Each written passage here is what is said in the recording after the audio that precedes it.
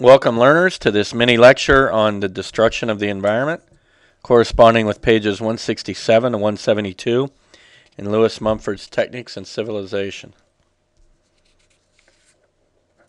It wasn't necessarily that industrialists of the Paleotechnic phase wanted to pollute the air and water.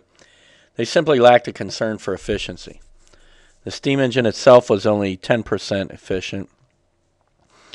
If you look at the efficiency of an engine, it can be calculated by dividing the energy output of mechanical work that the engine produces by the energy input into the engine by the burning fuel.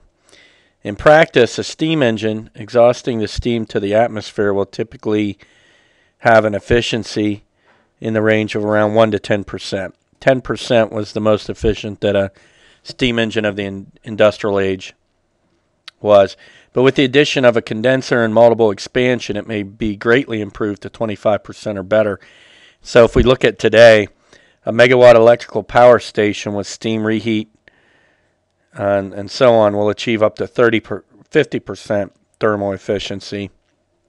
And even today, through different means like trying to capture the waste heat using cogeneration, and so on, it's possible to use as much as 85 to 90% of the input energy. So the point being here that the technicians, the inventors, the engineers of the Paleotechnic phase could have made their machines more efficient. If it would have increased profits, they would have definitely done it. So let's look at this lack of concern for efficiency. It's really the result of the plentiful resources that seem like they would never end. If you looked at the amount of coal that was being taken out of the ground, I believe that the attitude was, why worry about it? So as engines were invented, rather than a priority on efficiency, there was a priority on the amount of work that an engine could perform. So during this phase, as these machines weren't very efficient, they also weren't very environmental friendly. And in fact, smoke in the air really symbolized prosperity. The best example of a Paleotechnic town in our region was Pittsburgh, Pennsylvania. During the Paleotechnic phase and even beyond, the mantra there was, as long as there's graphite in the air, people have jobs. So people looked at that as a sign of, hey, we're doing okay, people are working. If we look at the slide here, these pictures illustrate the thick smoke that enveloped Pittsburgh on a daily basis. The picture on the left is the corner of 5th Avenue and Liberty Avenue. You can see two businessmen there standing on the corner smoking cigarettes. You can also see the Trick Store and Rogers Jewelry sign with traffic and other businesses visible in the background. For more than a century, Pittsburgh was marked as a smoky city.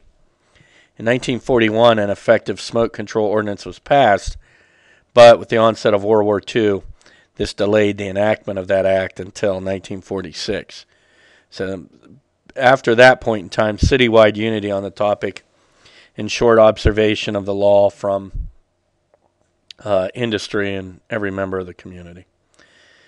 If you look at the picture on the right, you can see the Monongahela Wharf looking downtown toward downtown Pittsburgh, and that picture is from 1900, the end days of the Paleotechnic phase.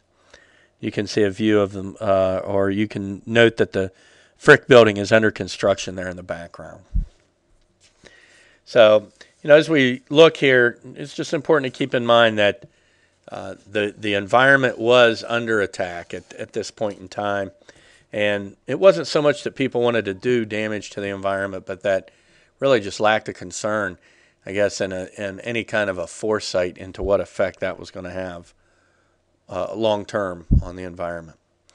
As we look at the end of this mini lecture, make sure to complete the threaded discussion board assignment corresponding to this learning session. Also, make sure to complete the essay question corresponding with this section. Thank you for viewing this mini lecture.